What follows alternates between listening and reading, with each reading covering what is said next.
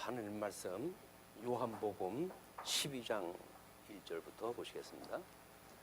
요한복음 12장 1절. 유월절 엿새 전에 예수께서 베다니에 이르시니 이곳은 예수께서 죽은 자 가운데서 살리신 나사로가 있는 곳이라. 거기서 예수를 위하여 잔치할세 마르다는 일을 하고 나사로는 예수와 함께 앉은 자 중에 있더라. 마리아는 지극히 비싼 향유 곧 순전한 나드 한 근을 가져다가 예수의 발에 붓고 자기 머리털로 그의 발을 닦으니 향유 냄새가 집에 가득하더라. 제자 중 하나로서 예수를 잡아줄 가룟 유다가 말하되 이 향유를 어찌하여 300데나리온에 팔아 가난한 자들에게 주지 아니하였느냐 하니, 이렇게 말함은 가난한 자들을 생각함이 아니요 그는 도둑이라. 동괴를 맞고 거기 넣는 것을 훔쳐가 밀어라. 예수께서 이르시되 그를 가만두어 나의 장래의 날을 위하여 그것을 간직하게 하라. 가난한 자들은 항상 너희와 함께 있거니와 나는 항상 있지 아니하리라 하시니라. 오늘서부터는 12장으로 넘어가서 일단 하나님 영광에 대한 증거의 내용으로 소개가 되어지는데, 12장서부터 21장까지 끝장까지가 신성을 가지신 예수님에 대한 이야기입니다. 지금 우리가 11장까지는 인성을 입으신 예수님에 대한 이야기였었고, 12장서부터는 신성을 가지신 예수님의 이야기가 소개가 되어지는데, 그 중에 12장서부터 16장까지 영광에 대해서 증거를 갖다 하셔요. 자, 근데 일단 12장, 13장이 가르침을 통해 증거를 갖다 하시는데, 영광이라고 하는 이야기가 기독교에서 꽤나 많이 쓰는 용어이기도 합니다. 그런데 사실 무슨 얘기는 잘 몰라요. 그냥 찬송가 가사에 있으니까 영광 할렐루야. 오늘 우리 40장 찬송을 불렀습니다마는 그 40장의 내용이 그나마도 영광이라고 하는 것이 무슨 의미지? 라고 생각을 가지고 40장 가사를 읽어보게 되면 막연하게 그 영광의 의미가 거기 보여요. 그런데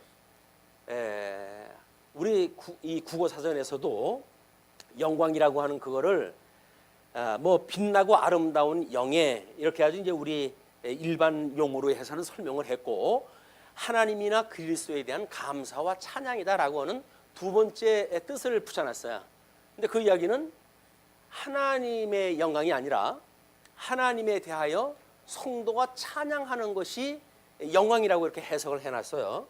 그거는 아마 국어학자들이 사전을 편집을 하면서 아마 기독교인들의 그 어떤 장로님이든 이런 분들이 함께 참여해서 만든 그런 그 일일 텐데, 그분도 딱히 뭐라고 이야기할 바를 몰랐던 것 같아요. 그러니까는 하나님이나 우리 그리스도에 대한 감사와 찬양의 내용이다 이렇게 이제 이야기를 한 거죠.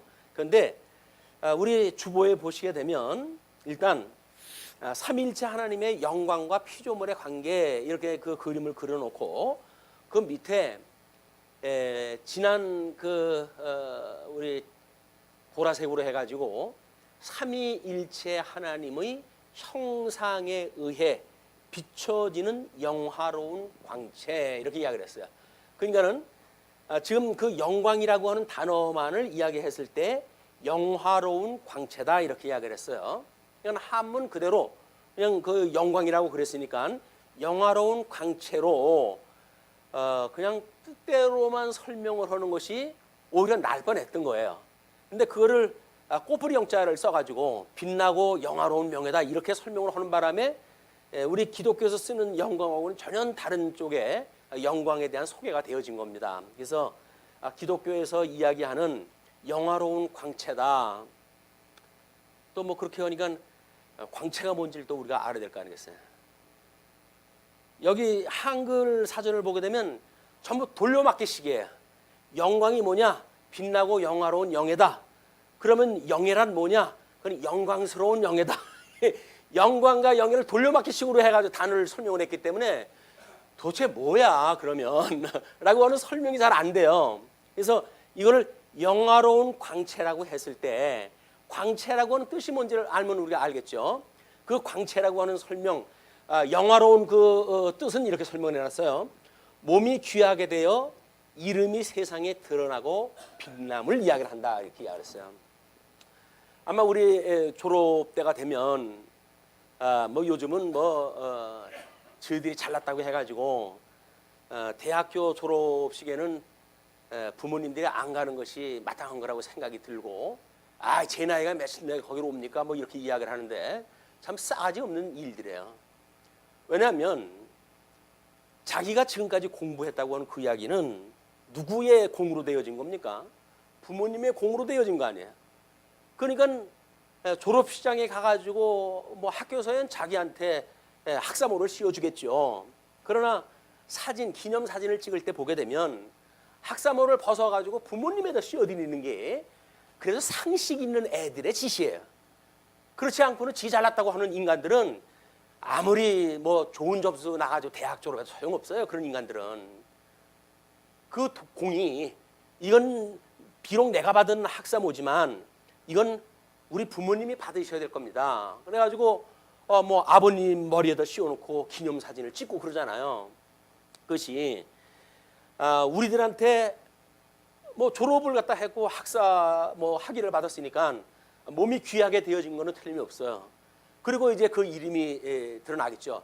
아유 뭐 요즘은 뭐 박사도 차고 넘치는데 학사를 가지고 뭘 그러냐고 이렇게 헐는지 모르겠지만 그건 하나를 알고 둘은 모르는 거예요.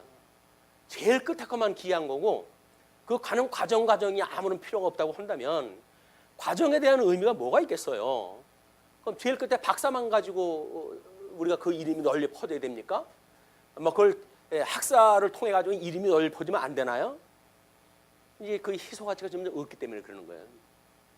학사는 차고 넘치고 그러다가 뭐 이제 석사증 되면은 그래도 뭐 어디 취직할 데가 없으니까 대학교 졸업을 못 하고 끙끙끙끙 하다가 뭐 이제 또 대학원을 해가지고 그리고 이제 석사학위를 받아가지고 요즘은 석사학위도 차고 넘쳐요.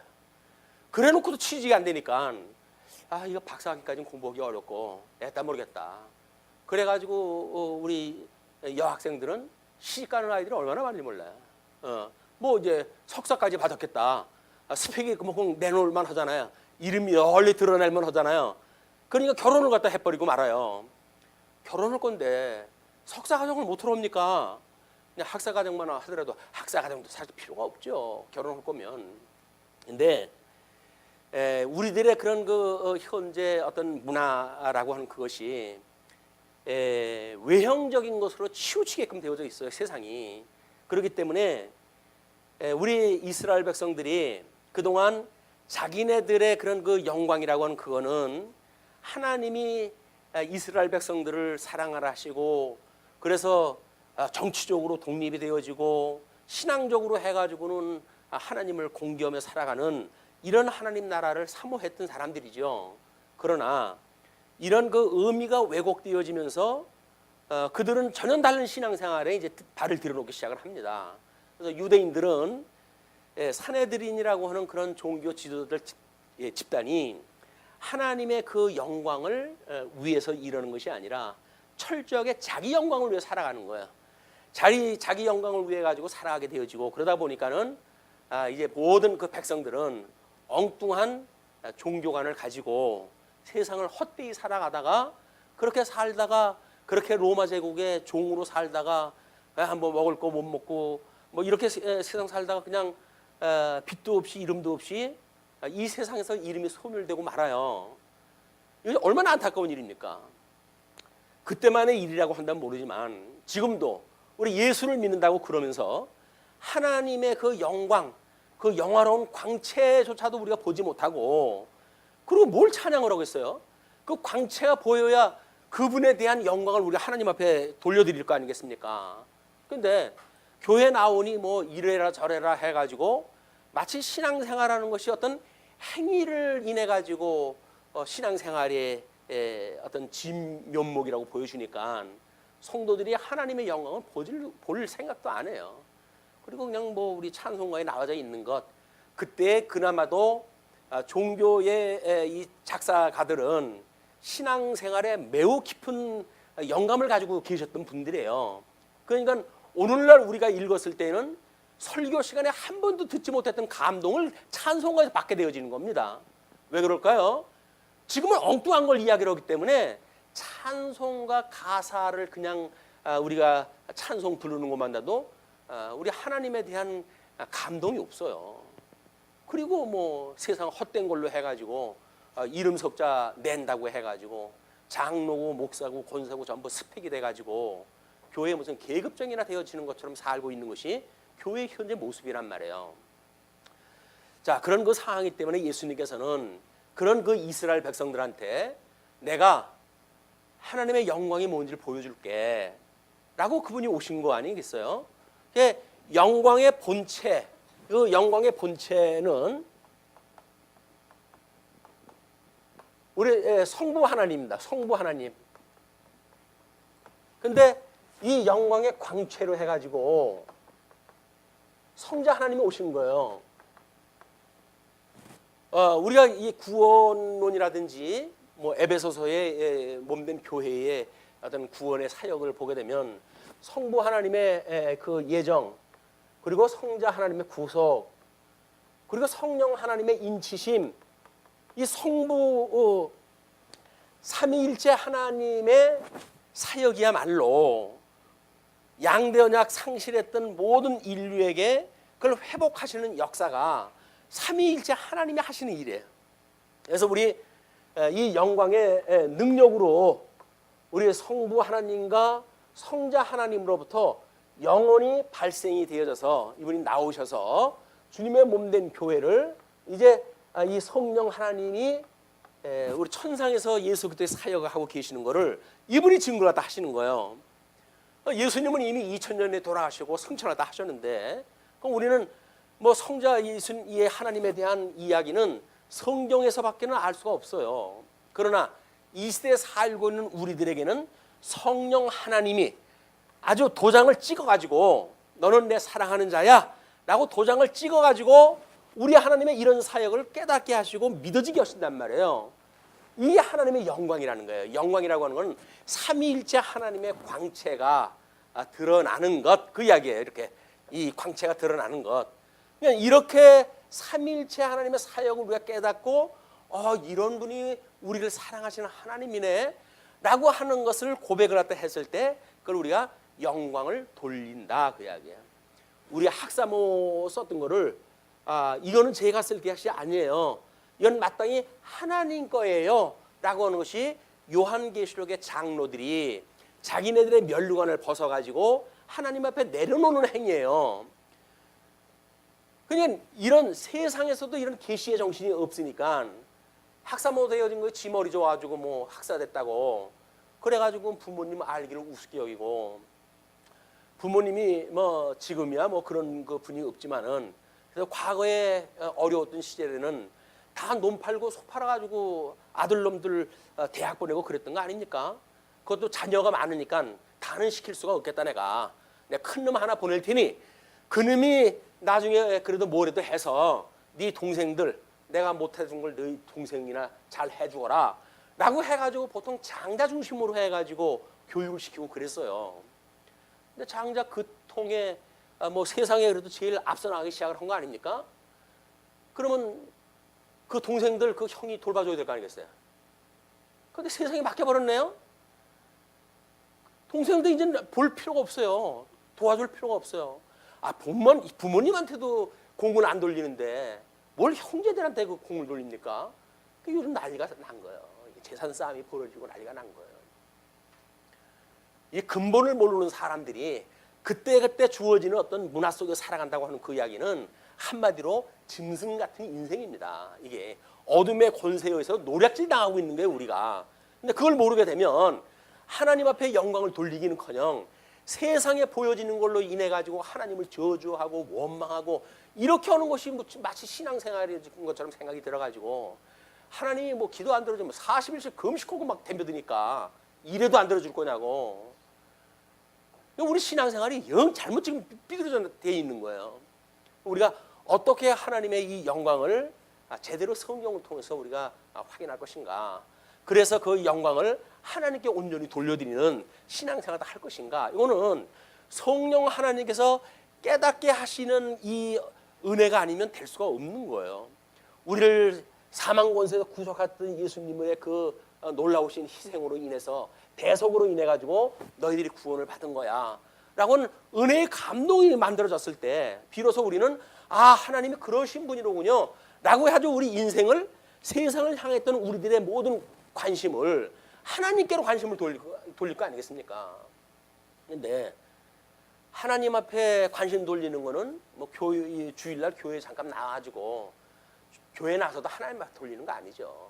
자기나한테 뭐 복이나 된다고 하니까 그 얘기를 듣고 있지. 하나님 앞에 무슨 관심이 있습니까? 세상 나가가지고 자기 위해서 그냥 일주일 내내 살고 그러고 무슨 신앙이니 그게?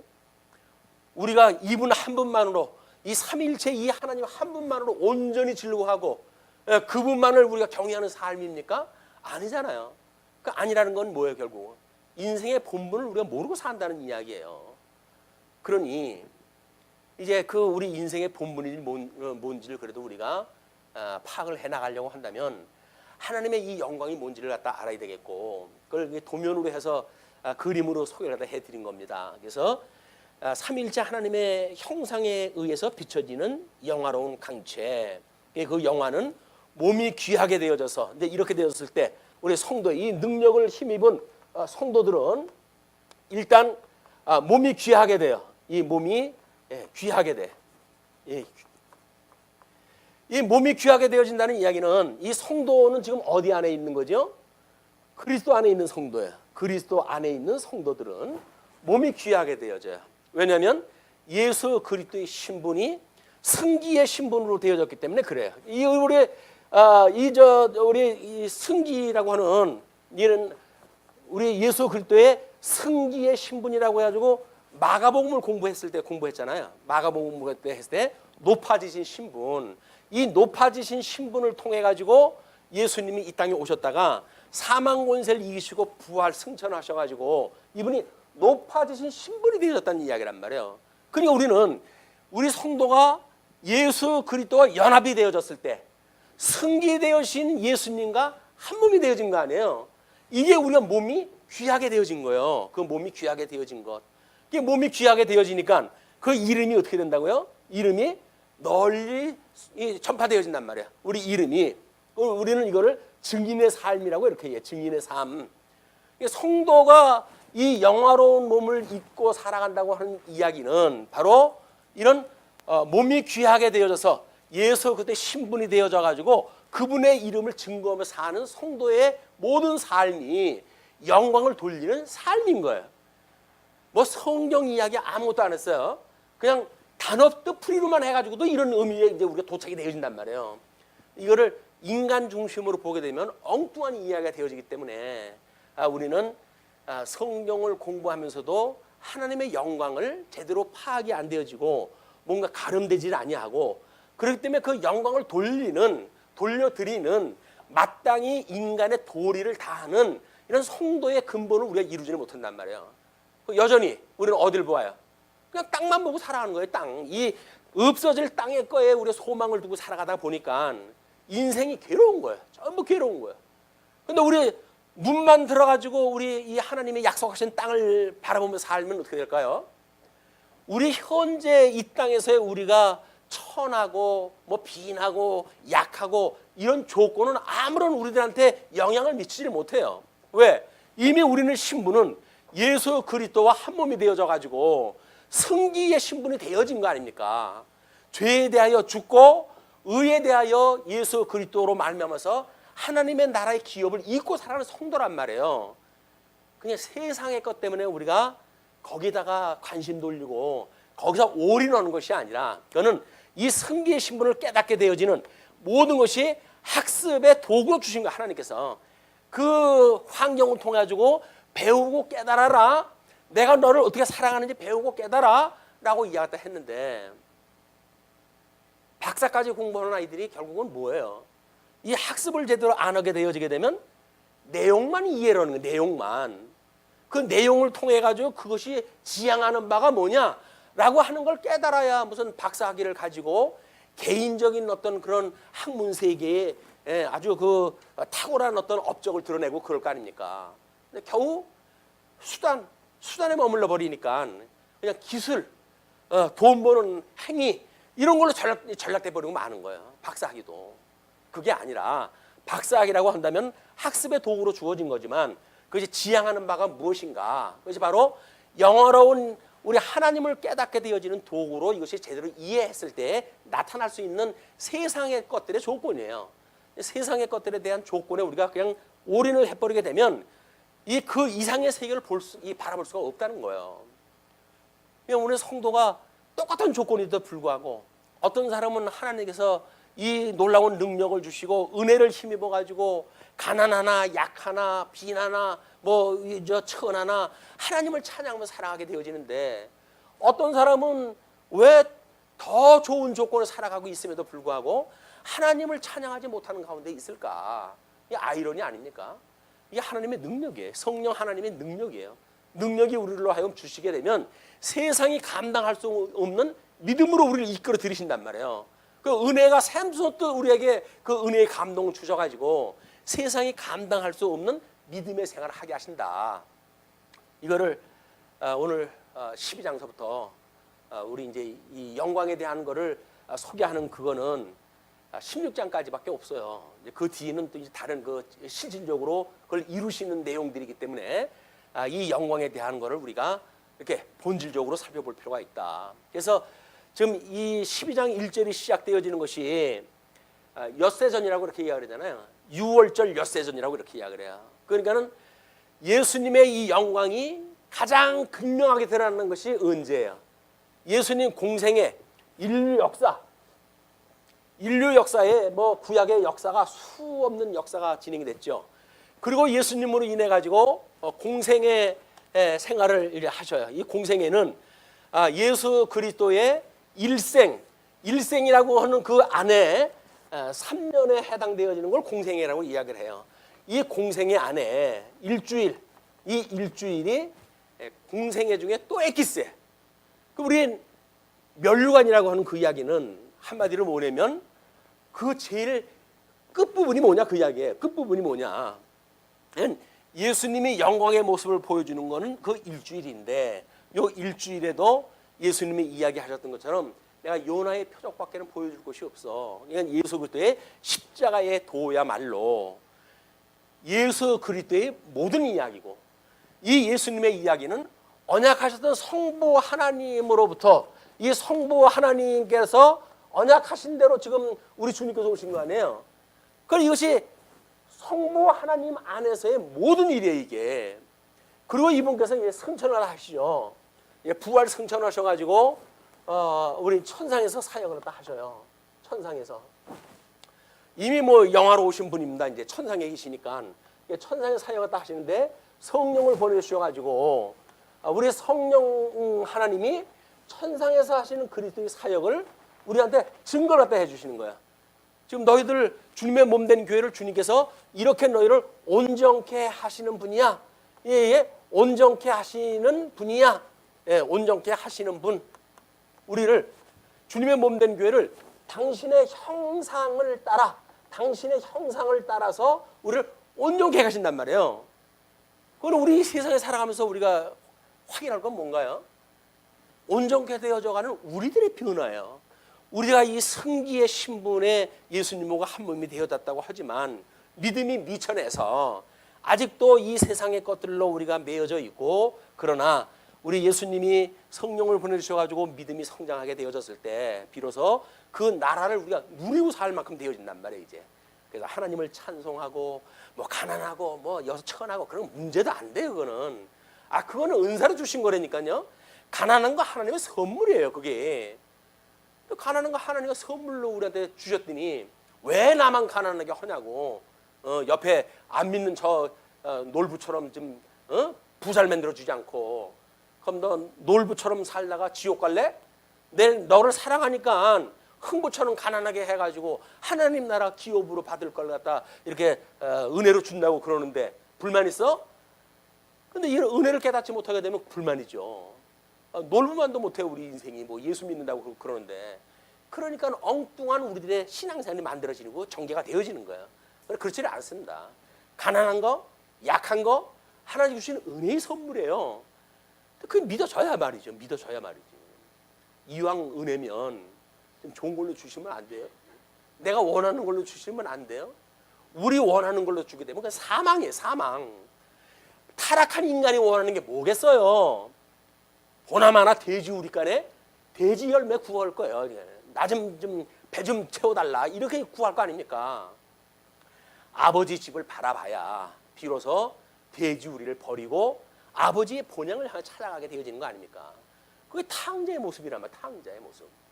오늘 성경 그 탕자의 비유 들어갈 때만 그것이 뭔가 좀 상큼 그런 생각이 들지, 그것이 훨씬 뭐 성경에 자주 나오는 것도 아니잖아요. 뭐 그저 뭐 성경 복음서에 한 번 정도 나와버리니까 평생에 그 뭐 설교를 한 번이나 들을까, 두 번이나 들을까, 들을 기회가 없어요. 그냥 그 은혜를 깨달을 시간이 없는 거예요. 그런 어떤 상황에 대한 그걸 연상할 수도 없는 거예요.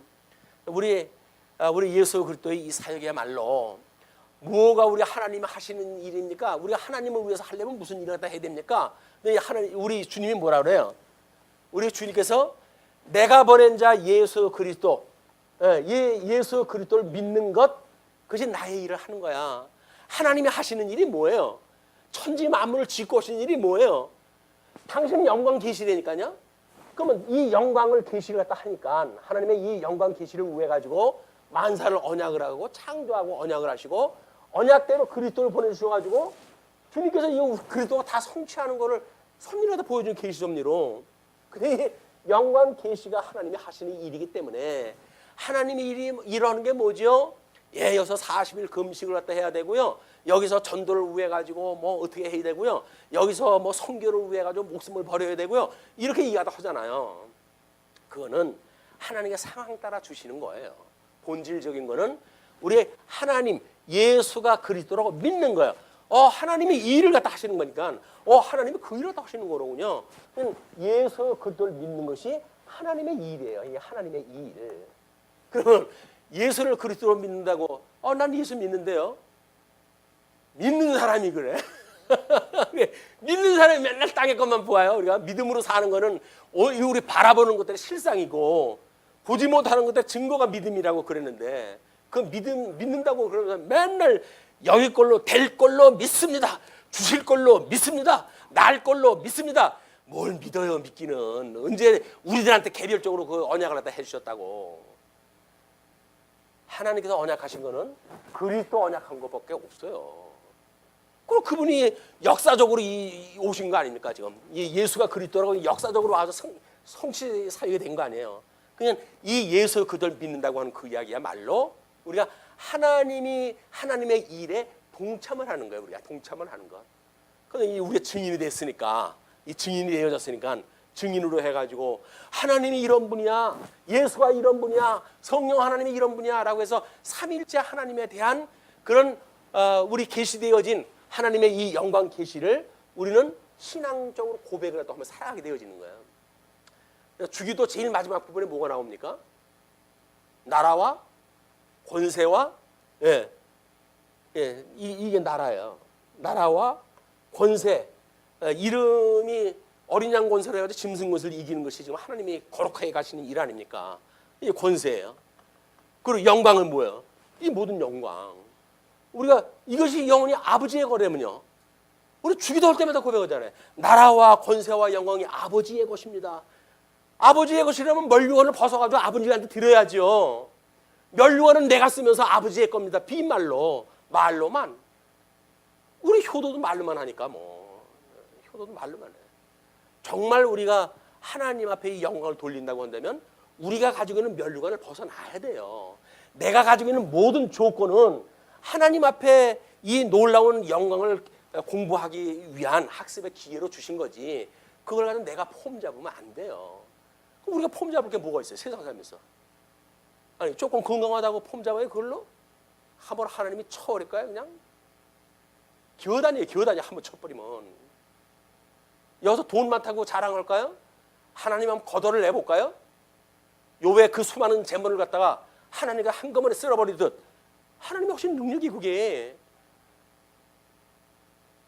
우리 욥의 그런 그 고난에 세 차례에 걸쳤던 고난으로 인해 가지고 그래도 이 학습이 배움의 그 공부를 할 때만 하더라도 주신 분도 하나님이요 취하신 분도 하나님이니 내가 어찌 하나님을 원망하겠습니까?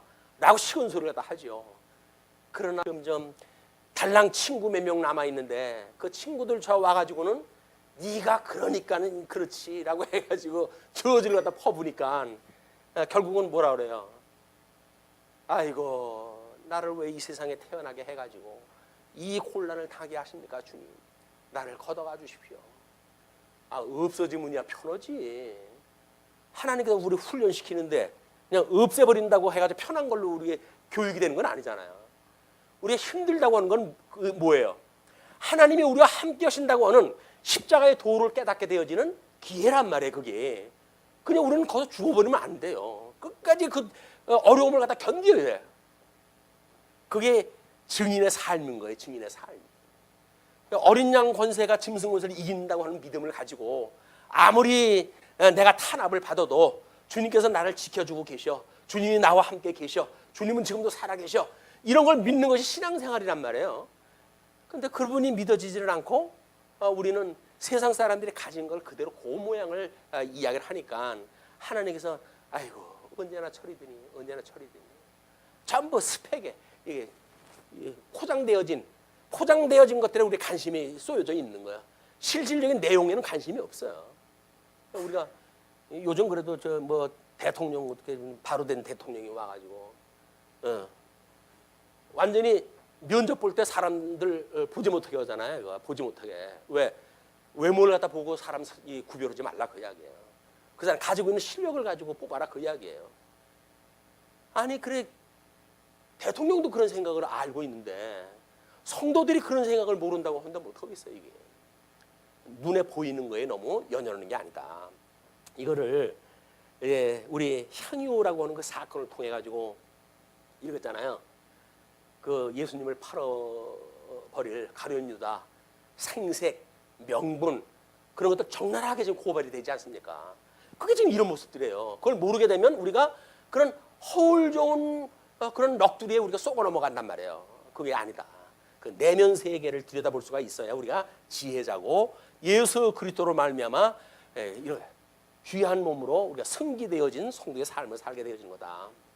이제 6월절 여세전에 예수께서 베다니에 이르시니 이곳은 예수께서 죽은 자 가운데서 살리신 나사로가 있는 곳이라. 거기서 예수를 위하여 잔치할세 마르다는 일을 하고 여기서 역할이 세 명의 역할로 구분이 되어져요. 3남매가 있는데 3남매의 역할이 구분이 되어집니다. 먼저 마르다는 일을 해요. 나사로는 예수님과 함께 앉은 자 중에 앉아 있어요. 잔치니까 물론 큰 언니로서 마땅히 잔치 준비를 다 해야 되겠죠. 그런데 예수님이 보시기에는 사람들 앞에서 잔치가 무엇이 중요한디? 무엇이 중요한디? 아마 그런 거 물어보실 거예요. 그런데 마리아는 지극히 비싼 향유 곧 순전한 나드 한 근을 가져다가 예수의 발에 붓고 자기 머리털로 그의 발을 닦으니 향유 냄새가 가득하더라. 가득하다는 이야기는 뭐예요? 우리 예수 그리스도의 영광을 온 방에 가득하게 드러났다는 거 아닙니까? 어떻게 해가지고 옥합을 깨가지고 귀한 그 기름을 우리 예수님 발에다가 이제 붓고 쏟고 그걸 자기 머리털로 또 닦음으로 해가지고 그런 영광을 돌려드리는 장면이 소개가 되어진 거예요. 그랬더니 제자 중 하나로서 예수를 잡아줄 가룟 유다가 말하되 이 향유를 어찌하여 300데나리온에 팔아 가난한 자들에게 주지 아니하였느냐 하니 사회 구원론을 주장하는 자, 사회 구원에 대한 관심 있는 자들이 하는 이야기가 전부 그 이야기예요. 가난한 자들을 위해 가지고 뭔가 교회가 나서서 일을 갖다 해야지. 소수자, 힘없는 자, 그런 걸 외면하고 너희들만 구원받겠다고 그렇게 하는 게 그게 무슨 복음의 정신이냐? 라고 이야기를 하는데, 우리 예수님께서 하시는 이야기가 그렇게 이야기를 하는데, 이렇게 말하면 이제 우리 가룟 유다의 이야기는 가난한 자들을 생각함이 아니고 그는 도둑이라 동계를 맞고 거기 넣는 것을 훔쳐가미라. 이런 인간도 있어요. 예수님 12명 세운 제자 중에 하나가 완전히 엉망진창이 돼가지고 그 동계에다가 동계를 이제 그 유다가 막고 있었어요. 그랬더니 그거를 가끔가다 거기에 넣는 것을 갖다가 훔쳐가는 삥을 치는 거야. 12제자 중에 가룟 유다가 그 짓을 하다 하고 살았어요. 뭐 가룟 유다는 삥을 치고 있지만 어떻게 인간이 그러냐? 우리는 그럴 수가 있겠죠. 그러면 하나님의 영광을 드러내는 사건이라고 놓고 봤을 때 우리는 이 학습이라고 하는 데에서 조금 진일보 돼가지고 내가 이제는 과거에는 주에 대하여 귀로만 들었었더니 이제는 눈으로 보옵나이다라고 고백했던 욥의 신앙처럼 성장해 가기 위한 수단임은 과정이라고 한다면 다행이지만 학습 공부에서 떨어질 그런 그 입장으로 보게 된다고 한다면 뭐예요? 하나님의 이름을 이거를 자기 걸로 전부 도둑질하는 거 아니에요? 도용하는 거예요. 예수 그리스도의 이름으로 목사가 되고 예수 그리스도의 이름으로 장로가 되고 그래가지고 자기 영광을 위해 쓴다고 그러는데 그게 뭐예요? 그게 21세기 가룟 유다예요. 우리 여기에서 그 유다만 그런 게 아니라 지금 예수 그리스도의 이름으로 자기 명예를 위해 살아가는 모든 자들이 도둑질하는 거예요 지금. 우리는 다행이다 그래도 도둑질할 교회가 안 돼가지고 천만 다행이다라고 생각할 수 있을지도 몰라요. 그러니까 은혜의 선물이라니까요. 이덕성이라고 잘나가지고 이거 안 하겠어요? 만약에 저한테 아들이 있고 지금 이제 이 교회는 제가 개척을 했다 해가지고 수천 명이 모이는 교회라고 해보십시오. 누굴 줘요 이거를? 누굴 줘요? 자기 거를 믿고 알고 살아왔는데 그걸 누굴 줍니까? 어쩔 수 없이 세습을 갖다 해야 되는 거예요. 자기네들끼리 모여가지고 법으로 정하고 우리 세습은 안 된다. 이건 주님의 몸된 교회의 헐짓이 아니다 해가지고 지네들이 모여가지고 법을 지어놓잖아요. 그때 다 동의했다 했어요. 왜? 아들이 그때는 아직 어리거든요. 근데 점점 세월이 가다 보니까는 자기가 은퇴할 때쯤 돼 보니까는 아들이 이미 신학교 가가지고 외국 가가지고 박사학위도 받고 자기보다 월등 그 스펙이 낮거든요. 누굴 물려줄까요? 그분한테 물려주는 게 나을까요? 아니면 다른 데서 한 분을 모시고 오는 게 나을까요? 열이면 열, 그분을 갖다 모시고 싶어 하는 거예요. 모든 성도들도 마찬가지예요. 우리가 다른 그 목사님은 어떻게 알고 그분을 모시냐? 믿지 못하겠다는 거예요. 왜? 성령 하나님의 권능을 그 사람들은 안 믿는 사람들이니까. 그래서 이거는 그래도 목사님이 뒤에서 여전히 보살펴야 되고 목사님 자제분이 우리 교회에 당회장으로 계셔야 이 교회가 온전히 돼가지. 그렇지 않으면 이 교회 꼴이 안 됩니다. 교인들이 다 찬성을 한다니까요. 목사님들은 아니에요. 그래도 노회법이 저쩌고 해가지고 형식적으로 거절을 하겠죠. 목사님 안 돼요 라고 하게 되면 이거 아닌데 그래도 이거 안 되는데 하면서 어떻게 해요? 못 이기는 척하고 온 성도들이 하니까 그러면 당에다 한번 이야기해 보세요. 당에서 이야기하니까 만장일치로 통과되죠. 그 공동회에서 이야기하니까 만장일치로 통과가 되죠. 목사는 나는 그래 말리면 공 말렸다. 당에다가 맡기라 했더니 당에서 일을 갖다 그렇게 했고 공동회가 결의가 되어진 거를 내가 뭐라고 그걸 갖다 거절할 수가 있겠냐라고 해가지고 밀고 나가게 되어지는 거예요. 명분? 우리 가룟 유다가 명분 아니에요. 가난한 자들을 생각해가지고 그걸 좀 주지. 그걸 왜 여지껏 가지고 있다가 괜히 헛힘을 갖다 쓰느냐. 그걸 쏟아가지고 그걸 이해하다 하는 거예요. 자, 잔치를 위해 가지고 일을 갖다 하는 말이다. 또는 그 자리에 함께 있어가지고 그 죽었던 나사로가 지금 그 일행 중에 같이 있다고 하는 그 이야기는 뭡니까? 이미 그의 영광이 하나님의 능력이 예수 그리스도의 사역이 그대로 증거되어 있는 현장 아니에요? 그 사람은 존재하는 것 자체로 이미 예수 그리스도의 증인이에요. 내가 죽었었는데 우리 예수님이 나 살렸어. 내가 여기 있잖아. 내가 숨 쉬고 있잖아.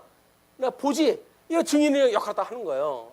근데 그 마리아는 귀한 옥합을 깨가지고 예수님 발에다 쏟고 그걸 머리털로 훔쳐가는 그런 사역을 했단 말이에요. 근데 그런 게 뭐라고 그럽니까? 7절에 예수께서 이루시되 그를 가만두어 나의 장례할 날을 위하여 그것을 간직하게 하라. 지금은 뭐예요? 장례를 예비한 거, 예비한 거. 장례를 예비한 거. 뭐 성경이 뭐 잘못됐다고 주장하는 자들은 복음서에서는 머리에다 부었다고 그러는데 왜 요한복음은 발에다 부었냐? 그러니까 성경이 안 맞는 거라니까.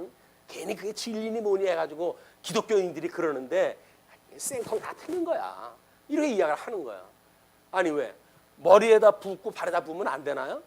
근데 머리에다 부은 거보다는 지금 발에다 붓는 걸로 해가지고 자기 죄에 대한 사함에 대한 고백적인 그 어떤 내용들을 강조해가지고 설명하면 안 되나요? 요한은 지금 그거에다 포커스를 맞춰놓은 거 아니에요. 아니 기자가 왜 똑같은 거 뭐 어디 신문사의 기사 내용도 아니고 그걸 왜 객관적으로 똑같아야 될까요? 주안점이 다 다른데 강조점이 다른데 그러니까 내용을 모르고 형식만 보는 사람들은 성경을 봐도 믿을 수가 없어요. 전부 가짜로 보여요. 성경이 거짓말로 보여요. 근데 하나님의 은혜를 입은 자들은 아무리 앞뒤 모순적으로 보여지는 성경 내용도 하나님의 말씀인데 그럴 리가 없지.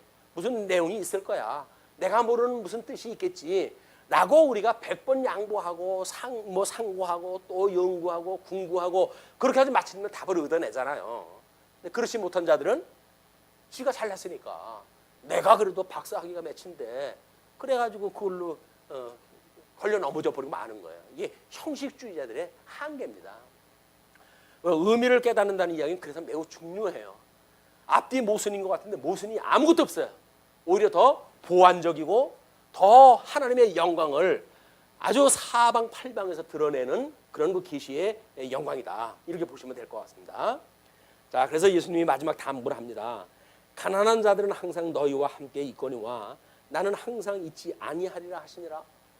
요 먼저 번에 세미나 때 내 때는 이때지만 너희들 때는 항상 있다라고 한 걸로 왜 그 강론 안 하고 지나갔냐고 그래가지고 아니 예수님 때만 이야기를 하면 되지 항상 있는 때를 굳이 이야기할 필요가 있냐. 그 절기 문제 안에서 절기 예수님이 돌아가셔도 유대인들은 계속 그 절기 지키고 살 거예요. 그러니까 뭐 항상 있는 거예요. 그거는 항상 있는 거고 예수님이 돌아가셔야 될 때는 그때밖에 없으니까 그걸 포커스를 맞춰서 설명하다 드렸다. 물론 뭐 차근차근 해가지고 다 설명하다 드렸으면 얼마나 좋겠습니까? 많은 그래도 시간이 넘어가지고 그냥 뭐 입에다가 따발총을 달았냐 뭐 어떻게 그래가지고 알아듣지 못하게 그렇게 빠른 속도로 이야기를 하면 어떻게 이해를 하냐 그러시는데 참 할 말 많아요. 성경인데 할 말은 많아요. 근데 저한테 주어진 시간은 또 얼마 없어요. 이제 그래서 저하고 같이 이 생명의 말씀을 나누고 있을 시간, 이 시간이 우리들한테는 그래도 소중한 시간이 아닌가 생각이 들고 최선을 다해가지고 제가 요즘 뭐 연구를 갖다 하고 소개를 갖다 해드리려고 애를 쓰고 있어요. 왜? 저도 우리 주님 앞에 증인으로 부름을 받은 사람이니까 또 뭐 형편없는 그런 그 인생을 불러가지고 주님께서 목사라고 하는 귀한 직임까지 맡기셨는데 게을름을 필 수가 없잖아 이게. 그러니까는 뭐 나는 수없는 묵상을 해가면서 하나님의 그런 그 뜻을 깨달으려고 애를 쓰고 있습니다. 자, 그 9절로부터 11절 보게 되면 예수와 나사로에 대한 음모가 이제 소개가 되어져요.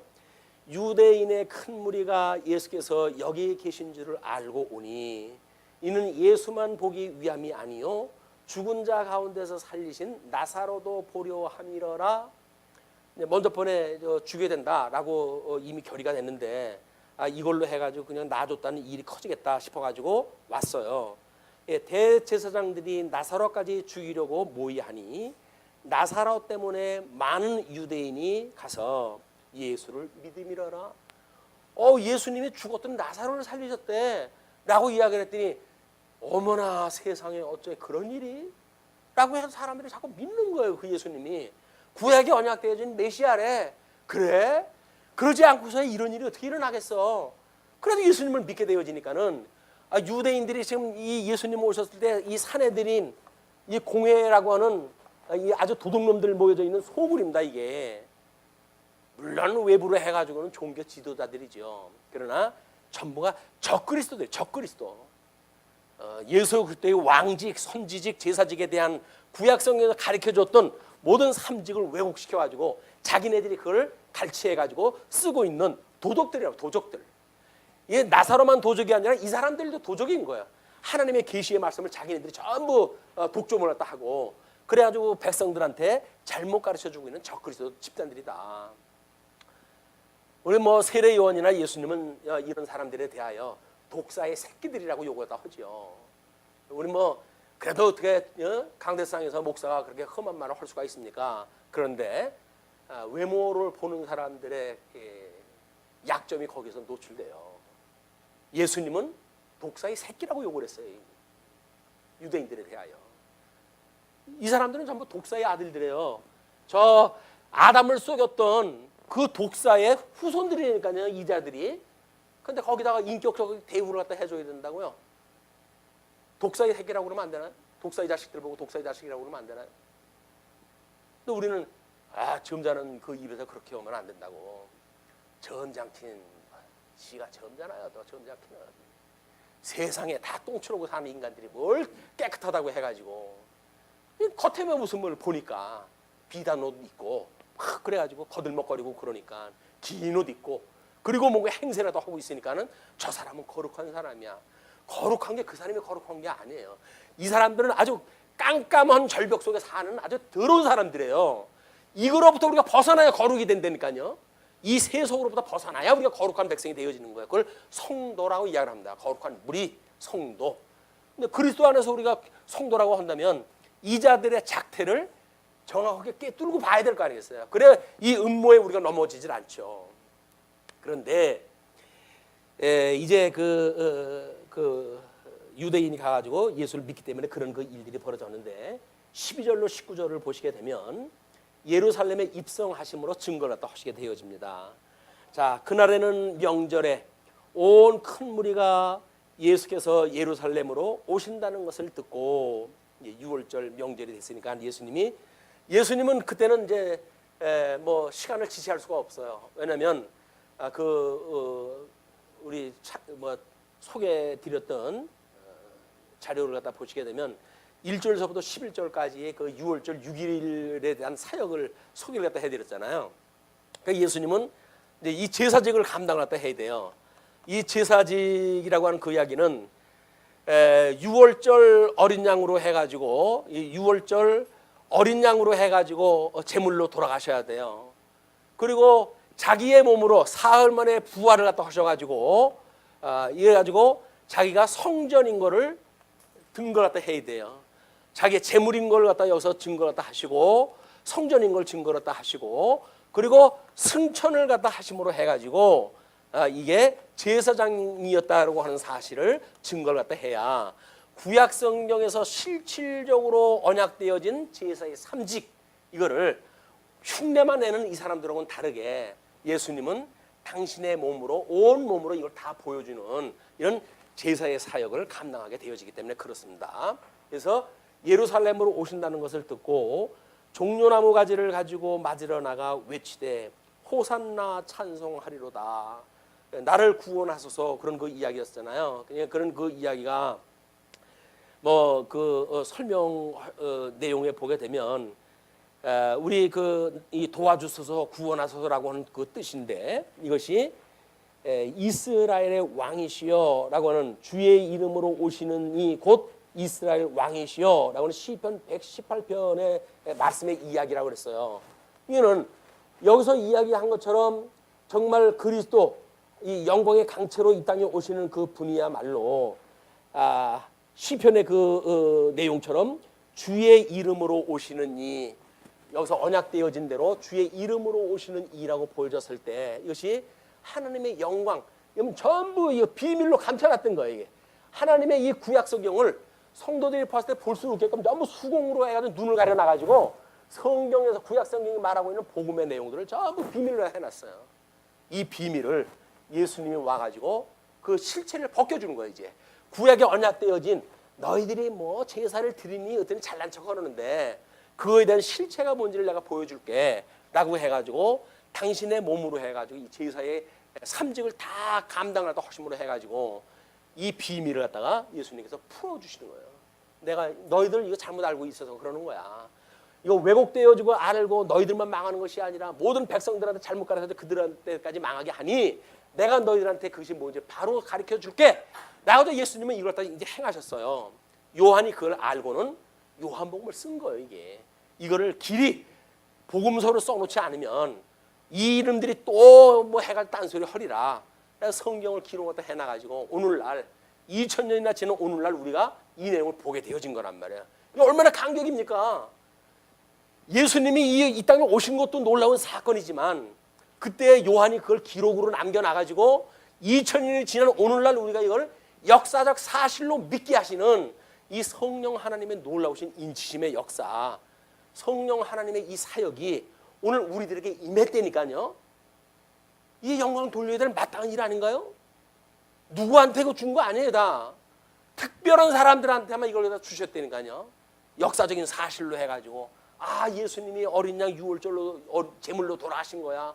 그가 사흘 만에 돌아가셨더니 너희의 성전을 헐라 내가 사흘 만에 세우겠다 하신 대로 사흘 만에 부활하심으로 해가지고 당신이 하나님께 보내신 성전의 몸인 그 실체라고 하는 걸 보여준 거 아닙니까? 그런데도 지금 교회당을 지어가지고 성전이 뭐냐 시고 노려오는 사람들 보면 어떠면 좋아요. 이걸 아무리 요한이 이렇게 노심초사해서 글을 쓰고 그런데도 불구하고 오늘날 그걸 제대로 깨닫는 것도 성령께서 우리한테 은혜를 주시는 자들만 우리들의 성전은 지어져가는 성전, 성도들의 모든 삶에 대한 문제로구나. 우리가 예수님 오실 때까지 신부가 어떻게 단장한 모습으로 해가지고 예수님을 맞이하는 신부의 모습으로 살아갈 것인가, 지어져가는 성전으로 살아갈 것인가, 어떻게 증인으로의 삶을 살 것인가 라고 하는 걸 끊임없이 우리가 이 성전의 모습으로 살아간단 말이에요. 그게 아니고 자기는 개판으로 살면서 교회당만 뻗어터면 그게 성전이라고 이야기하다 하니까 숨으려고 그래요. 성전에 숨으려고. 이 사람들이 성전에 숨어서 살던 사람들이 이게 성전의 그 화려함 속에 숨어가지고 내가 종교 지도자야 라고 이야기하다 하는데 우리도 마찬가지로 뭐 큰 성전 예배당 속에 들어가게 되면 저 사람은 거룩한 사람인가 봐 이렇게 해서 숨으려고 여기 들어가는 거예요. 숨으려고. 만약에 우리가 정말 지어져가는 성전이라고 한다면 어느 장소 어디에 있다고 하더라도 우리는 지어져가는 성전인 거예요. 그리스도의 이 몸은 지어져가는 우리 성도의 몸은 지어져가는 성전으로 된 몸이에요. 근데 그걸 잊어버리는 순간 우리는 그리스도의 영광을 위해 살아가는 것이 아니라 전부 내 고집대로 내 이익을 위해 살아가는 거예요. 여기서. 그래가지고 뭐 1만 달러 탕감 받은 사람들이 100대는 빚진 자를 갖다가 집어넣고 감옥에다 집어넣고 이렇게 살아가는 거예요. 왜? 내 은혜가 다 이미 소멸돼 버리는데 뭐 우리 은혜 다 잊어버리고 살잖아요. 그러니까 어쩔 수 없어요. 이제는 그냥 세상 사람들처럼 자기 소견조대로 살아갈 수밖에 없어요. 내 성질대로 살아갈 수밖에 없는 거예요. 자, 그런데